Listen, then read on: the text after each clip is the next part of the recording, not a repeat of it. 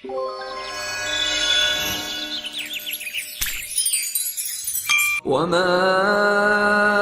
أَرْسَلْنَاكَ إِلَّا كَافَّةً لِلنَّاسِ بَشِيرًا وَنَذِيرًا وَلَكِنَّ أَكْثَرَ النَّاسِ لَا يَعْلَمُونَ. Assalamu alaikum wa rahmatullahi wa barakatuh. Allah Ta'ala Kur'an-ı Kerim'de Euzu billahi mineşşeytanirracim.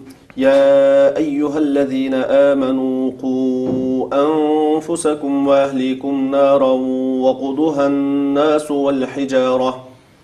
Ey müminler, özanlarını ve balaçaqanlarını insan ve taşlar yıqılığı bolduğan dozaqdan saqlanlar deb bizlerge hitap qılıdı. Bu ayetninki mazmuniga asasen er kishi ahli ayollarini dozaqdan qanday himoya qilish kerak? Erning ayoliga Allohni tonitish va uning itoatiga chaqirish majburiyati bormi? Ayol eri uchun zinnatlanganga o'xshash, erning ayoli uchun zinnatlanish majburiyati bormi? Va bu ayolning haqlaridan hisoblanamdi? Yuqoridagi bu savollar javob berilishi intayin muhim bo'lgan meselelerden bulup, bunun cevaplarını birazdan keyin sizler bilen birlikte ortaklaşımız.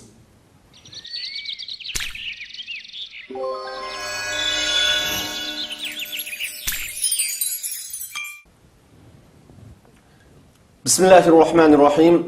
Elhamdülillahi Rabbil alemin. والعاقبة للمتقين ولا عدوان إلا على الظالمين والصلاة والسلام على رسوله الأمين وعلى آله وصحبه أجمعين ومن تبعهم بإحسان إلى يوم الدين أما بعد hürmetli kırındaşlar Allah'ın muvaffakiyet kılışı bilen ben Nizamdin Temkini Ustaz Muhammed Ali Qarın bilen Hukuk ve Mecburiyet namlıq programımızın ikinci bölümüne devam kılmak için ikimiz bir araya geldik. Assalamu alaikum Ustaz. Bu programga tekrar qaytib kelganligingiz uchun qarshi olamiz. Biz ilgirki suhbatimizda ayollarning haqlaridan bo'lgan nafaqa haqqi to'g'risida to'xtalgan edik. Bu vaqtda erning ayoli va farzandlari kiyim-kechak, yemak-ichmak va kunlik turmushdagi xarajatlarni qilib berishning vojib bo'lganligini tafsiliy bayon qilish bilan birga yaxshi muomalada ayolninki er tarafidan yaxshi muomala qilinish haqqi borliq to'g'risida suhbatimiz davom qilayotgan edi. Bugun biz so'zimizni yana bu haq to'g'risida davom qilamiz. Birinchi savolim, ya'ni ilgirki birinchi qismlik suhbatimizningki davomiga aloqador bo'lganlik uchun biz yana shu yerdan davom qilishni to'g'ri topdim. Hurmatli ustoz, ilgirki suhbatimizda er ayol bo'lg'uchining eng chiroyli shaklda uy tutish kerakligi to'g'risida to'xtalgan edik. Bu prinsipga aloqador bo'lgan yana bir savolim, ba'zi erlar chiroyliqcha uy tutish degan so'zni ayoliga aziyat bermasdan, ya'ni yomon masalan urib tilmasdan uy tutish degan ma'nodan tushunib qiliqliq. Bu tushuncha to'g'rimi yoki bu ma'nodagi tushunchani bundan cho'nqurroq bir ma'no tushunishimiz mumkinmi? Bu vaqtda bir ozroq to'xtalib o'tgan bo'lsak. Bismillahirrahmanirrahim. Elhamdülillah ve salatu vesselamu ala Resulillah ve ala alihi ve sahbihi ve men vala amma ba'du. Biz ilgirki suhbatimizni Allah subhanahu ve ta'alanınki ve ashiruhunna bil ma'ruf degan oyatini o'zimizga shuar qilib turib, er bilan ayolning chiroyliqcha bir uy tutishi haqida suhbatimizni qilib kelgan. Sizning hozirgi oyatga qarata, ya'ni chiroyliqcha uy tutinglar degan oyatning ma'nosi ayollarni buzoq qilmanglar, ularga zarar vermanglar degandan boshqami ma'nosi bormi-ga qarata, tabiiyki erninki ayoliga zarar vermeslik, eziyet vermeslik lam emas bunun ma'nosi. Belki bunun da cho'nquri. Yani ayoldan kep qolgan eziyetlarga muqana qilish, sabab qilish. Onunğa sabr qilish yani. Bu İslami nikahın büyüklüğü del muşiyede. Allah subhanahu wa ta'ala er ayolning o'tirdi. Bu ailede. Yani buna deganligimiz her taraf qarshi tarafga qarata Allah subhanahu wa ta'ala'ni qo'ydi. Her taraf qarshi tarafga xizmat qilish, mulozimat qilish, yaxshilik qilish bilan Allah subhanahu wa ta'alaga yaqinlashidi. Yani intayin bir nazik bir söz. Allah er ve ayolning o'tirdi, yani şu ailede. Mesela er taraf ayoliga zulm qilishdan Allohdan qo'rqib turib o'zini tatidi. Ayol kishi mo er kishiga zulm qilishdan Allohdan qo'rqqanlik yusidan o'zini tatidi. Er kishi ayoliga yaxshilik qilib olib turib suyunadi ichidan. Men Allohning buyrug'ini qildim, ayolimga yaxshilik qildim. Ayol kishi mo o'zining ustidagi majburiyatlarini ado qilish orqali üstümdeki mecburiyetlerimni ado qildim. Erimning haqqini ado qildim. Allohga yaqinlashdim deb bu nuqtadan suyunadi. Demak, bizning bayatımızda Allah er ve ayolning o'tirisida deganimizning ma'nosi bu. Ya'ni ilgirki suhbatimizda o'qiganimizda Qur'oni Karimdagi va ashiruhunna bil ma'rufning ma'nosi yani bu darajada yani. Qanaqdir xuddi masala er taraf ayolga zulmlam qiladigan an Qur'on şu zulm qilma devatgan mesele emas. Şaylıqçı öy tutuş o qarşı tarafga zarar vermeslikten başqa qarşı tarafdan kelgan zararga qanaq qilish, sabr qilish, chidash, oilani qanaq qilish, davom qilish va qarşı tarafga yaxshilik qilish ikkili taraf. Bu qanaqdir erning yoki ayolning o'tirdagi bir taraflik masalasi emas. Ikki tarafga teng bog'langan masala. İnsanning asli xarakteri ham mushu. Masalan bir misolga olsak, dengiz seferinde ketayotgan vaqtda paraq cho'kib ketdi deyli.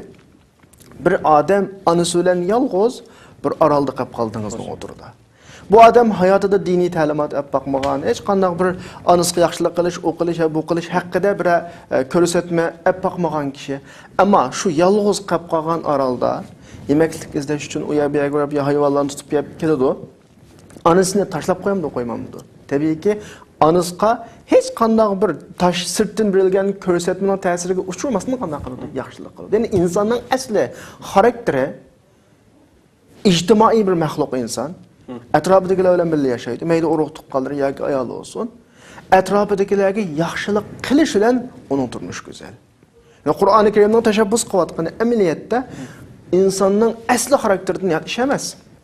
Yani insan eğer şununla amel kılsa, şu boyunca mansa güzel bir muhitga erişidigan, güzel bir ortalık yaratıldığan bir kanuniyet aslında bu yani. Kur'an-ı Kerim'deki ve aşirunu bil ma'ruf degeni sen insandaki yaşa demekçi. Başka alahide talep yok bu yerde. Kur'an-ı Kerim'de din talimatı ile insanın asli karakterini فَاَقِمْ وَجْهَكَ لِلدِّينِ حَنِفَ فِتْرَةَ اللّٰهِ الَّتِي فَتْرَ النَّاسَ عَلَيْهَا. İnsanın asli karakteri din talimatı boyunca yaşashqa programlangan. Qur'on bizni faqat şu programning boyunca qanday qil mang da'vatıdır. Shunday vaqtda bizda qalaymuqanchilik, to'qinish vujudimizda yoki turmushlarimizda qalaymuqanchilik yuz bermaydi shuning bilan. Payg'ambar alayhisolamning Ahmad ibn Umardan Hasan isnad bilan rivoyat qilgan bir asar bor. ما تود اثنان ففرق بينهما إلا بذنب يحدثه أحدهما. Yani çoğum er ayol oturdu bir mesele çıktı degan gap. Yuqorqi asarning mazmunini tarjima qilsak, ikki odam birisi-birisini yaxshi ko'rib, birisi-birisiga mehr muhabbat paydo bo'lib, ayrılib ketishi bu ikkilarning oturdu chiqqan bir xatolik tufayli bo'ladi deydi. Ya o xatolashidi, ya bu xatolashidi. Agar Muşla asasqagan holatda oilaga qaraganimizda er ayol munosabati mehr muhabbat ustiga qurilsa, islomning ta'limoti bo'yicha qurilsa, bu oila intayin go'zal shaklda davom qiladi. Ya'ni go'zallikcha uy tutinglar deganni eng oxirida xulosalasak, sen unga aziyat berma, uningdan kelgan aziyatga qanaq qil, sabr qil. Mening bu davatgan bu gapim nuqul er tarafga qaratilgan gap emas. Muşu aynı şekilde ergi mi deyimiz, ayalga mı deyimiz? Yani ergi deyimiz ki ayalanga aziyet verme. Evet, bunuz yani zulüm fakat er taraftan sadır olmaydı. Tabii. Ayal taraftan mı ergi nispeten zulüm sadır oldu. Ermi mezun oldu. İkili taraf zulüm kılmaslık, zulm qilmaslik kerak, qarshi tarafdan kelib qolgan aziyat yoki savvallik xatoliklarga qana qilish kerak, sabr qilish. Buning natijasida undan keyin go'zal bir oilalikni saqlab qoladi, davom qiladi va kelgusi jamiyatning asosini yaratadi. Allah razı olsun. Endi cemiyetimizde bazı erler ayollar hakkında çekin aşırıp guman kılıdığan bir işler var. Bu turmuştaki muvaffakiyatsizlik deb qaralamdı. Endi sizlar o'tirib qo'ygan bu temini Qur'oni Karimdagi Sura Hujratning 12-oyati aniq ayirgan. Estaizu billah inna ba'daz-zanni ismun. Bir qism gumonlar, boshqalarning kenidan shak shubha qilish jinoyat, gunoh degan ma'noda. Ya'ni ayolingdan hech qanday bir yomonlikninki ta'siri ko'ralmadi, ifodasini ko'rmading. Hech qanday bir dalil yo'q. Ortada hech qanday bir ko'rinishmi yo'q, sen gumon qilishga tegishlik. Bu holat turib ayolingdan gumon qilish. Ammo nuqul oyat ayolga ham qaratilayotgan oyat emas, ammo mush doirani qanday qiladi o'ziga oladi. Yani qarshi tarafdan shu shaklda gumon qilish oyatning hukmi bo'yicha intayin ig'ir gunoh.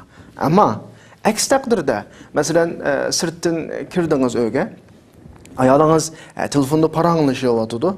Sizning kirganingizni ko'rib bilan jiddiylashgan shaklda telefonni taqasa yoki ayolingizning telefonida favqulodda ko'zingizga ayollar o'tirisida bir oiladagi ayol o'tirisida deyiladigan so'zlar shaklida bir uchurlarni ko'rib qolgan vaqtingizda va yoki bundaq shaklda ya'ni gumonliq masalalarni ko'rib qolgan vaqtingizda undan keyin siz bu orqali yomon oqibatlarning yuz bermasligi uchun oldini olish uchun ba'zi masalalarni aniqlasangiz buningda masala yo'q. Ammo unda olmagan shaklda, gunohsiz shaklda o'zingizning kallasidagi shaytonning vasvasasi bilan men yo'q vaqtda uyga kim kirdi? Masalan, sen kim bilan ko'rishding yoki bugun yo'qolib ketding, nega bording degandek masalan, o'rinsiz shaklda gumon qilish bu intayin og'ir gunoh. Oyatdagi bir ifodaga diqqat qilish kerak. Inna ba'daz-zanni ismun. Oyatda gunoh demadi Alloh subhanahu va taolo. Gumonning nimasi? Bir qismi. Mu'min bir qism gumon, ya'ni bir qism aniqlash orqali o'zining mahramiyatini qo'g'daydi. Biz bayatın deganimizdek ba'zi bir ahvollar ko'rilib qilyotdi, ba'zi ifodalar ko'rilib qo'yadi, ba'zi dalillar o'tirg'i chiqyotdi. Bu vaqtda yana men gumon qilmayotganni o'chitdim deb o'tasa, yomon oqibatlar kelib chiqadi. Bunda vaqtda shu dalil faktlarni iz qo'g'ladi. Meselenin ağır oqibatlarning yuz berishininki, o'zining oilasining buzilishininki oldini olish kerak. Chunki inson degan xatolashidi, shayton vasvasa qilib turadi. Uni oldin tuzdigan odam bo'lganida saqlanib qolishi mumkin. Ammo aks taqdirda, ya'ni hech qanday gumon, hech qanday pakat, hech qanday isbot yo'q vaqtida uni gumon qilib, o'rinsiz shaklda urush, da'tlash chiqarish bu insonning qalbiga zarar beradigan, qalbini qiradigan ish. Buningda oiladagi mehr-muhabbat Merbatning yo'qilishininki oiladagi krizis chiqishining tunji qadami ayolidan o'rinsiz gumonlanib, uning qalbiga aziyat berish bo'lib qilishi mumkin. Yani bununki aksicha tushunishimiz mumkinmi? Masalan, hozir biz erlarninki ayollardan yomon gumon qilishini to'g'ri so'zlab o'tdik.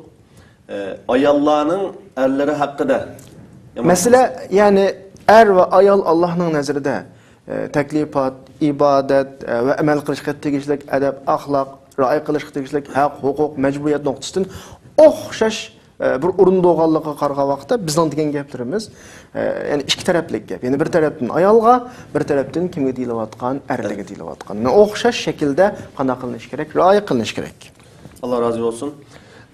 Rasulullah sallallahu aleyhi ve sellem'ninki bir hadisida mu'mina ayolni yomon ko'rmasin. Ya'ni bir o'ziniki bir ayolni yomon ko'rmasin, halollab olgan ayolni yomon ko'rmasin. Agar uning ba'zi axloqini yomon ko'rsa, uningga yana ba'zi axloqidan rozi bo'ladi degan bir hadisi bor. Bu hadisni yuqorqi so'zingizga asoslangan vaqtda qanday tushunishimiz lozim?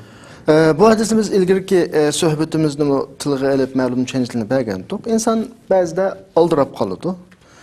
Bulupmu er ayollik turmuşida şu talak sözü talaqqa ifodasi nihoyatda xatarlik bir ifoda. Biz deb keldik. Go'zal muomala qilish, chiroyliqcha uy tutish degan qarshi tarafning aziyatiga sabr qilish, aziyat vermaslik, uni xatolikqa qarta eskartish, uniga nima berish, fursat berish. Bu masalalarni o'z ichiga oladi.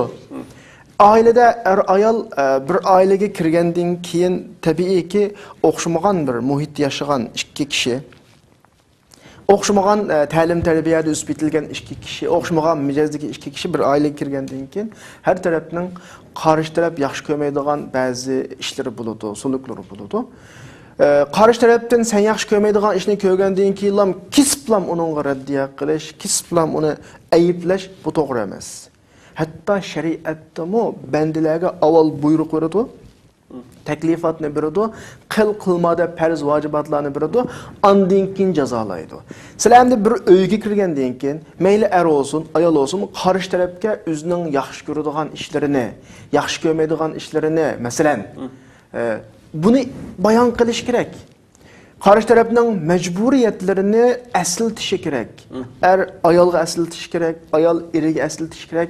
Bo'lmagan vaqtda, ya'ni bir qitim xatolik yuz berdi, chiroyliqcha askartish berilib, o'zining haq-huquqi talab qilinishi kerak. Qarshi tarafning majburiyati qanday qilinsa bo'ladi, aslatilsa bo'ladi. Ammo boshqalarga aslatmay turib, sizning nimani yaxshi ko'rib, nimaning yomon ko'radiganligini demay turib, Onundan sen şunda yaman kurduğu işlerden biraz sadır olup kalsa, onunla derhal tepki gösteriş, onunla derhal inkaz bildirip karşı tarafından hücum kılış ya ki karşı tarafki eziyet veriş, bu doğru iş emas yani. Normalde her qanday bir cemiyet, her qanday bir devletning bir kanunu olurdu, an jazalaydı. Kanun çıkarılmagan mesele yüz bergan vaqtida, o şu vaqtida onunla jaza yürgizilib bo'lmaydi. Aynı şekilde ailemin küçük bir devlet, chuqum ailede iki tarafdan qilmaslik tegishlik ishlari qanday qilish kerak, muayyanlashish kerak, deyilish kerak, eskartilish kerak, birinchi qitim yuz bersa onunla ogohlantirish berilish kerak, andan keyin onunla muomala qilinsa bo'ladi. Hamda bayatdan o'qilgan hadisga qarata, masalan ba'zi erlar ayolini taloq qilish uchun maslahat so'rab keladi. Masalan, fatvo so'rab keladi. Masalan, keskin keladi, men ayolim bilan ajrashim zot. Muşunda kişilerge soğusak eğer birden ayolunuz sizge xiyanat kıldımı dese asla xiyanat kılmaganlıqını deydi. Ayolunuz ailede pakiz emas mı? Ya pakiz deydi. Ayolunuz mesela tamaklarınızı kem kılamdı? Ya onda. Anda o sebep neymi dese naiti azraq sabır qılsa ötep ketadigan ötkinci bir işler. Yani yüz bergen ağırlıqdaki bir iki tal mesele. Ailenin asası olan taraflarda hiç mesele yok. Ayol kişi ilgi sadık. Mesela onun ailesine çaylık tutudu, retlik, pakiz mesela. Onun tamaklarına köngül buludu, ballarını çaylık bakıdı. Mesele yok. Yüz bergen kiçikkine meseleni tutup, onu kesin men ajrışım hemen. Deydiğen bir urunğa kelidi. Hadis bizge asıl tuvatqını neymi o dese, del meselege etraflı qarash meselesi. Dünyada ayollar emas, her qanday insonninki to'g'ri taraf bo'ladi, xato taraf bo'ladi, alohidlik bo'ladi, kamchilik bo'ladi. Hadis bizga asl totidiki, sen ayolingning umumiy ahvollariga atrofli qara. Sen yomon ko'radigan bir ish o'tirg'i chiqib qolsa, sen uning boshqa taraflarini asla deydi. Madam uni sen yomon ko'radigan taraflar, bo'lmaydi deydigan taraflar 60%, 50%dan eshib ketmagan ahvol ostida onun yamanlığını ko'rgan vaqtida onun yana bir yaxshiligini qana qilishing kerak, aslishing kerak. Yani inson nima inson esa ijobiyatlar bilan va salbiyatlar bilan. Onun ijobiyati va salbiyati va. Aynı zamanda sening nimang va ijobiyating va va salbiyating va. Yani bu yerdeki mesele, yani meselege etraflı qarash meselesi. Qanaqdir nima deymiz? Bir meselelerle bir xatoliklardan bütün hamma narsani yuyutadigan mana bir taraflama bo'lmaslik masalasi hadis bizga asl tuvatqani. Biz Peygamberimiz sallallohu alayhi vasallamning hayoti biz uchun o'rnak. Alloh subhanahu va taolo Qur'on Karimda laqad kana lakum fi rasulillahi uswatun hasana deylik. Yani Rasululloh biz uchun albatta yaxshi bir ulgu. Shuning uchun yuqorida bayon qilingan bu so'zlarni Rasulullah sallallahu aleyhi ve sellem'ninki hayatını bir örnek körüstüp düşünüşki bitirişip baksak mesela bu vakti bir sual tug'ildi kallamda. Payg'ambar sallallohu alayhi va sallam oilasida ahli ayollari qanday muomalada bo'ladi? Payg'ambar alayhisolatu vasallam o'zini ailesidagi o'zining ahvolini tasvirlab xayrukum li ahlihi va ana xayrukum li ahlihi. Kishining eng yaxshisi, ya'ni sizlarning eng yaxshilaringlar oilangizga yaxshilik qilgani. Men ailesiga eng yaxshilik qildigan odam deb Rasululloh bu shaklda sifatlaydi. Endi biz ba'zi gaplarni deyishga majbur. Kişilerimiz, bizning qarindoshlarimiz, bizmi dahil sirtda ishlarimiz var, o'zimiz güçlü xizmatlarimiz var. Xizmat munosabati deymiz, o deymiz, bu deymiz, kishilarga kulib boqamiz yani. Yaxshi muomala qilamiz. Chiroyli axloq bilan muomala qilamiz. Boshqalarga siyliq muomala qilamiz, boshqalarning bir ikki biz yaxshi ko'rmaydigan ishlariga ko'z yumamiz, chunki bizning ishimiz muhim. İşimizga ta'sir etolmaydi, savdomizga ta'sir etolmaydi. Şirketning ishi kulib turishga majbur, qo'l bog'lab turishga majbur. Ya'ni intayin sirtda axloqli hamdi. Ammo insonning haqiqiy axloqi ashta manfaatga bog'langan yoki ma'lum bir zarurat tug'ilgan urullarda haqiqiy aks etamdi yoki unga bog'lanmagan yedim. Ya'ni insonning texmi aniqroq desak, insonning axloqi sirtda eng aks etamdi yoki oilaning ishidimi? Hadis bizga shuni qanday qilyapti, eskartyapti. İnsanning yaxshisi kim? Oilasiga yaxshi o'g'ini, sirtda hamdam yaxshi bo'ladi. Ya qo'rqib yaxshi bo'ladi, ya xushomat qilib yaxshi bo'ladi, ya bir iqtisodiy manfaati bog'langan shun yaxshi bo'ladi, ya ishlayotgan idorasidagi xizmatdoshlari shun yaxshi bo'ladi, ya boshliq bo'ladi, ya ishqi bir narsa. Bu insonning haqiqiy axloqini belgilaydigan ish emas. Rasululloh hadis bizga shuni deyapti. İnsanın haqiqiy axloqi nerede ko'rsatildi? Oilada ko'rinadi. Dedi-ku, xayrukum li ahlihi. Yaxshilaringlar oilasidagi yaxshi o'g'illar. Mana men aranglardagi oilasiga eng yaxshilik qildigani mana men deydi. Ana o'g'anda haqiqiy yaxshi muomala qiladi, voy axloqliq degan kishi oilada yaxshi bo'lishi kerak. Chunki oilada uning asli mohiyatidan o'zgarishni talab qiladigan hech manfaati yo'q. Sirtda bayatın deganimizda şirketning manfaati va, savdosining manfaati va, xizmatining manfaati va bir yerlarga bog'lanadi. Shunlashqa u kulib turishga, qo'l bog'lab turishga yoki go'zal axloqli shaklda ko'rinishga majbur. Ammo oilasida u bir xo'jayin an haqiqiy axloqliq yoki axloqliq emasligi ashta vaqtida aks etadi. Alloh razı olsun. Masalan Rasululloh sallallohu alayhi vasallam siratlariga qaraydigan bo'lsak, Peygamber sallallahu aleyhi ve sellem öy kirgan vaqtida tabassum bilan ve kulgan xushalliqni izhor qilgan holatda oilasiga farzandlarni oldiga kiradi degan hadislar, rivoyatlar bayon qilingan. Buni qanday tushunamiz endi? Payg'ambar alayhisolamning bu xildagi hadislari intayin ko'p. Masalan Ibn Asakir Ali radhiyallohu anhudan keltirgan bir hadisda Rasululloh akrimun nisaa fa vallahi ma akramahunna illa karim. ولا أهانهن إلا اللئيم. Ayollarni hurmatlagan deydi Rasululloh. Alloh bilan qasamki, ayollarni faqat esil odam hurmatlaydi. Past odamlar ayollarga qanday qiladi? Ahonat qiladi. Esil odamlar ayollarning oldida mag'lub bo'lgandek ko'rinadi. Past odamlar ayollarning oldida nima bo'lgandek g'alaba qilgandek ko'rinadi.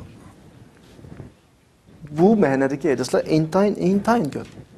Hatto mushu hadisninki ba'zi rivoyatlarida men isil bo'lib ayollarning oldida mag'lub bo'lishim, past bo'lib ayollarning g'olib bo'lishdan yaxshi ko'raman degan shaklda kelgan bir rivoyatlar bor mushu hadisninki. Masalan, jamiyatlarimizda ba'zi odamlar uy kirgan vaqtida qapaqni turib kirishi bizning o'zimizning Uyg'ur jamiyatimizda yoki mayda salom qilishdan burun ovozni ko'tarib gap qilib kirishi, masalan ayoliga qo'rqinch silish yoki o'zining erkakligi deb tushunishi bunga o'xshagan ishlarni mavjud jamiyatlarimizda. Masalan chet ellarda bo'lmasa-mu, ammo vatanda ba'zi yurtlarda bu ishlarga mayli shohid. Bunga o'xshagan ishlar hozir yuqoridagi bayon qilingan hadislar qaragan vaqtida hech bir islomiy axloqdan musulmonga yoqishmaydigan, yarashmaydigan bir ishga kelgan ko'ryapmiz. Tabii. Çünkü biz bu noktada atalmış gurur yoki boshqa narsa bizning o'lgimiz emas. Payg'ambar alayhissalom bizning nimamiz? O'lgimiz. Bayatın o'qilgan hadis, unda boshqa sura Haşrning 70-oyatida "Va ma ataakumur rasulu fakhutuhu va ma nahakum anhu fantahu." Hatta ailenin inchki munosabatlari, ayollarga qiladigan muomalalargacha bunun hammini bizga Rasulullahning ayollari bo'lgan Aisha radhiyallohu anha va boshqa ayollari bizga naql qilganlar, yana bizga yetkazuglik. Mush ifodalarning hammasi Rasulullahning hayotida bizga aynı şekilde qanaqlangan, ko'rsatilgan, bayon qilingan vaqtida o'qitilamiz. Demak, biz ulguni bu haqda kimdan olamiz? Rasulullahdan olamiz. Shunga o'xshash yana masalan biz yashayotgan mana shu jamiyatlarda o'zimizniki Uyg'ur jamiyatimizni ko'z tutamiz bundan. Uy ishlariga yordamlashishni erlerimiz için ayollarının kıyılmatkallıkını görüp durup yani öy işine yardımlaşışını az dola biz o bu işini kılışıp birişine özüge ahanet hep bildiğin ya ki bu erlik nemesine bildiğin başında bir bazı düşünceler var.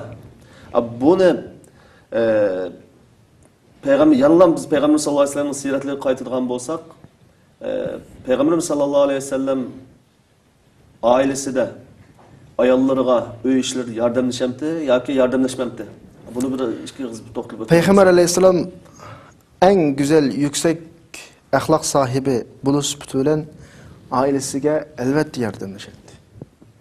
İnsan özünün ailesinde ayalıga bazı işlerde yardımlaşgan vaqtida, ayalı üçün bazı işlerde tushpagan vaqtida, ayolının qalbida paydo bo'ladigan iriga nisbatan hürmet, xushallik, sevgini insan tasavvur qilolmaydi. Erining muhabbetini his qiladi. Ba'zi ishlarda ayol kishi erining muhabbeti bormi, yo'qmi, menga kuyunamdi, kuyunamdi degandek buna chekib baqish deymizmi? Shu shaklda qiladi ba'zi ishlarni. Rasmiy ifodasi emas. Ammo qachonki erining o'ziga bo'lgan to'liq sevgisi, o'ziga bo'lgan to'liq kuyunishni his qilganda, sana hech qanday ish qo'ymaydi. Demek bu yerdeki erinin ayalığa yardımlaşkeni eminiyette ayalının sevgisi eriştin başka neyse emez. Bu erinin aileni muvaffakiyetlik başkuruşudaki elindiğin tuncu kadem. Çünkü biz sohbetlerimizde, derslerimizde, peygirimizde aile cemiyetinin bir kuruluş asası. Bir binasal üçün aldı bilen kesek koygandek, kesek nima qilgandek. Bir cemiyetning qurilishini avval aile quriladi. Aileninki ichki tartiblanishi, idora qilinishi qanday bo'lsa, bizni kutayotgan jamiyat shu shaklda bo'ladi. Er kishininki aileni güzel şekilde idora qilib, kelgusidagi yaramliq bir jamiyatga hozirlash uchun ilindigan tunji qadam o'zining ayoli bilan bir o'y fikriga kelish, o'xshash ruhga ega bo'lish. Agar qachoniki ayoli eridan o'ziga nisbatan ishonch topmasa, kuyunish topmasa, ayol kishi ishlarni o'z oldiga qara oladi, garchi shaklda bo'ysunganda qilgan bilan yoki norozilik qiladi. Er kishi davom uyda o'ltirib bo'lmaydi. Balları asosan ayol kishining qo'lida tarbiyalanadi. Er kishi maballarning tarbiyasini ma shaklda olib boramiz desa, ayol kishi ha deb qo'yib o'z oldiga ish tutadi. Ailedan er kishi kutgandek natija asla chiqmaydi. Ailede qattiqlik qilib erishadigan natija qattiqlikdan boshqa narsa emas. Kuyunishdan oladigan natija kuyunishdan boshqa narsa emas. Bir kishi bir ansarlarning bir bag'iga kirdi, Rasulullahning zamonasida bo'lgan bir voqelik. Bag'ning egisi bu odam tutib Rasulullahning qashqa bu o'g'ir deb apadi. Rasulullah nayt musha odamga nisbatan ajoyib biz o'ylamaydigan bir javob bergan. Biz olsak o'g'ir kirdimi? Tutdingmi sen? Nahmaydan tutib oldim degandan keyin endi biz shu bo'yicha muomala. Rasululloh dediki, bilmagan bo'lsa o'gasan olmamdi. Qusqa och qolgan bo'lsa, bir narsa baysan olmamdi degan masalan. Ya'ni bir ish mas'uliyatidagi kishi öz mas'uliyat doirasidagini ayblashdan, jazolashdan, og'rinishdan ilgari o'zining ado qilishga tegishli majburiyatlarini, bilmagan yerlarni bildirishni oldi bilan o'ziga bir hal qilish chorasiga bosadigan yo'l deb qarash kerak.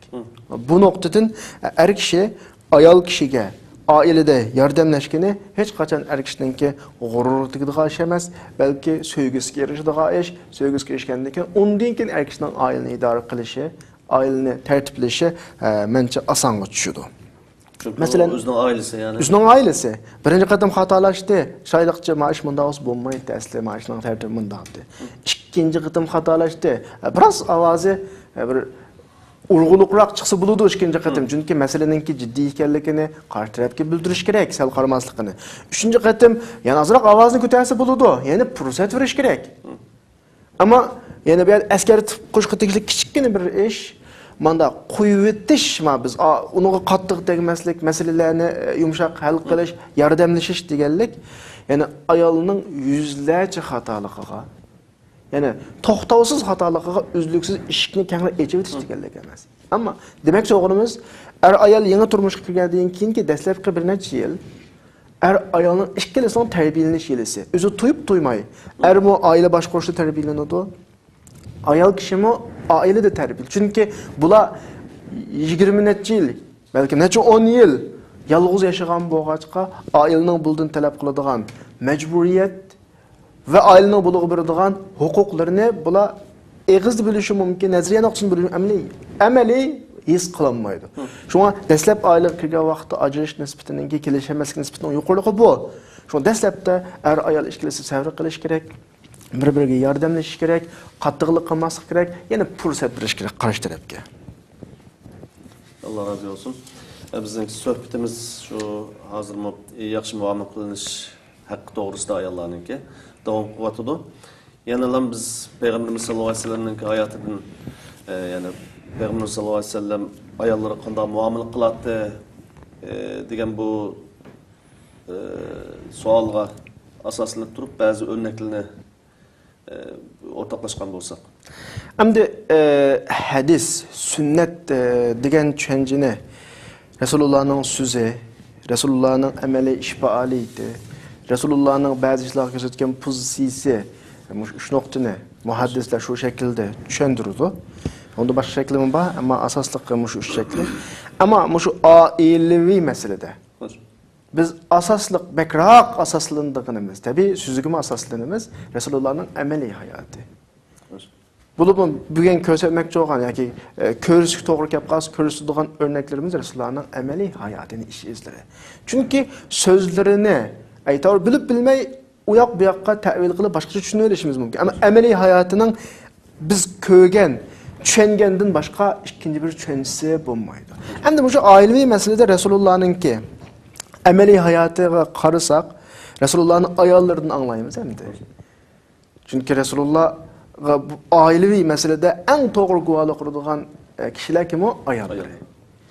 Ayşe radiyallahu anha bizge mesela Resulullah'ın ki benim bir günüsü gördüm, işkimden aldı deydi, Habeşistanlıkla oynavatatdı, uyun kuyvatatdı. Mene aşı uyanını çapını da yögep turup kana kılgan körsetken. Şunçılık yani bir muamelemde bu alaka ayalının ki bir köngül etişiği nispeten bu kana kılış köngül biliş meselesi. Ondan başka yeni bir hadiste, hazır hukuk hadis muttefakun aleyh hadis. Yeni bir hadiste şu Ayşe radiyallahu anh'ın kelgen. Resulullah Ayşe'ge manda bir dige yeri ola. Nayet bir inçki bir nokta var bu yerde. Senin menden Xuşal bo'lgan kunlaring bilan, holating bilan narozi bo'lib qolgan holatini men bilalayman degan Rasululloh. Subhanalloh. Ya'ni ayoliga shunchalik diqqat qiladi, ya'ni ayolining kayfiyati, o'zgarishlariga Rasululloh shunchalik diqqat qiladi. Ayşe radhiyallohu anha nereden bildi ya Rasululloh degan vaqtda sen mendan rozi bo'lgan vaqtlaringda sen gap qilsang qasam oyatlarda qasam qilish ahvoli sal ko'p. Qasam qilish to'g'ri kelib qolsa la va Rabb Muhammad deb qasam qilsa, ya'ni Muhammadning Robbi bilan qasam deb. Subhanalloh. Sen mendan narozi bo'lib qolgan vaqtingda İbrahimning Robbi bilan deb qasam qilsa. Ya'ni u shunchalik diqqat qiladi. Ayşe radhiyallohu anha Resulullah'a bo'lgan noroziligini shu bir ismini tilga elish ammaslikda ko'rsatdi. Endi bu yerni qarayli, birisi Resulullah'ningki Ayşe'ning hayotiga, Ayşe'ning umumiy kayfiyatiga bo'lgan shunchalik diqqat qilish bo'lib qolsa, Ayşe radhiyallohu anha bir ayol bo'lib bilan o'zining eriga noroziligini vaqirab-chaqirab yoki bugungi kundagidek yoki uydan chiqib ketish bilan emas, ismini tilga elish ammaslik bilan bildirib. Bu naqadar inchki bir nozik muomala. Erning ayolga bo'lgan nozik muomalasi, ayolning eriga bo'lgan qanday muomalasi, nozik muomalasi. Buni haqiqiy go'zal oila degan ma shaklda bo'ladi. Aile inson bo'lish sifati bilan tabiiy to'qinishlar chiqadi, noroziliklar chiqadi, lekin buning ifodalashining har xil nimalari va shakllari bor.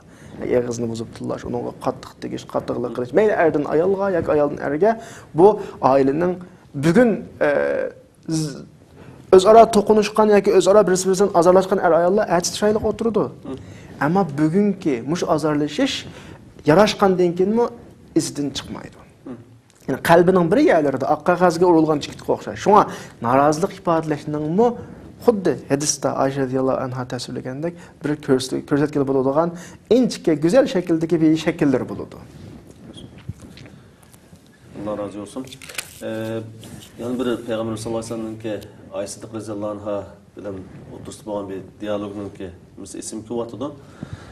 Bu uzun bir hadis ekan.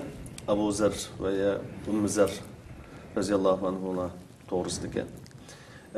Bu Abu Zar haqida Ayşe radhiyallohu anha, Ummu Zar va Abu Zar to'g'risida Peygamberimiz sallallohu alayhi vasallamga bir ishni so'zlab berib o'tgan vaqtida Peygamberimiz sallallohu alayhi vasallam Ayşe radhiyallohu anhaga qanday muomala qilgan, qanday xotirjam qilgan, ya'ni ko'ngilni. Yani bu asli bu hadis bak uzun hadis, kitaplarda neçe bet tilga ilinadi. Ayşe radhiyallohu anhaning qashida 11 ayol irlan bo'lgan oiladagi ishlarni so'zlaydi. Shu so'zlarni Rasulullahning vaqtdan bu hadisni so'zlab qo'llamaydi vaqt munosabati bilan. Ayşe radhiyallohu anhaga Rasulullah men aşu ayollar ve erlerning ichidagi birisini tilga olib turib, Abu Zar Ummu Zarga muomala qilgandek men sana shunday muomala qilaman, ammo seni taloq qilmayman degan bir qiz gapni qutib qo'ygan Rasulullah. Ham bu yerda qarindoshlarimizga eslatadigan bir nuqta bor. Taloq nuqtasi mayli jiddiy, amaliy shaklda tilg'alansin yoki chaqchaq shaklda tilg'alansin, intayin xatarli bir nuqta. Ayol kishining hayotda eng qalbiga aziyat uradigan, qalbida o'chmas iz qoldiradigan narsa taloq so'zi. Mayli sen ayolingni qo'rqitib qo'yish yuzidan sen taloq qilaman degan shaklda desin. Yoki chaqchaq qilish yuzidan biz ajrashib ketilmagi sen bilan degandek shaklda desin. Ayol kishining qalbida o'chmas iz qoldirdi ma u taloq so'zi. Shunga qarindoshlarimizga qiladigan alayda tavsiyamiz mushaqdir. Rasulullahninki Ayşe radhiyallohu anhaning shuncha uzun gaplarni anglab bo'lgandan keyin gapni deb bo'lib, lekin men seni taloq qilmayman degan bir og'iz so'zidan shuni ola olamizki, ayoliga ishonch berish kerak turmushda. Ayolining menga o'zidan birga yashaydiganligini bildirish kerak. Xatolashgan taqdirdami boshqa shaklda jazolasi mayli, boshqa shaklda tanbih bersa mayli, ammo taloq temasi bilan, taloq so'zi bilan uning qalbiga aziyat berishga bo'lmaydi. Chunki jiddiy olmasligi mumkin. Yani bu meselede keskin men taloq qilaman deb rost ko'nglidan demagan bo'lishi mumkin. Ammo u so'zning ayol kishiga ta'sir qildigan ta'rifi intayin cho'ng bo'ladi. Shunga qarindoshlarimizga shu turmush ichida taloq so'zini mayli rost shaklda, mayli chaqchaq shaklda ishlamaslikni tavsiya qilamiz. Allah razı olsun ustoz. Yuqorida biz ayollar bir-biri bilan qanday muomala qilish to'g'risida qimmatli ma'lumotlarga ega bo'ldik. Aziz qarindoshlar, ayollarning yaxshi muomala qilinish haqqi to'g'risidagi bu suhbatni mush yerda oxirlashtirman. Bu munosabat bilan ustoz Muhammad Ali Qorimga rahmat aytaman. Allah Qorimga dunyo va oxiratda yaxshilik tilayman. Shundaqla bu programmamizga ahamiyat bergan va tarqatgan barliq qarindoshlarga Alloh taoladan rahmat va mag'firat tilayman. Yana bir qitimqi suhbatimizni ko'rishgacha omon bo'linglar. Sizlarni Allohga topshirdim. Assalomu alaykum va rahmatullohi va barakatuh.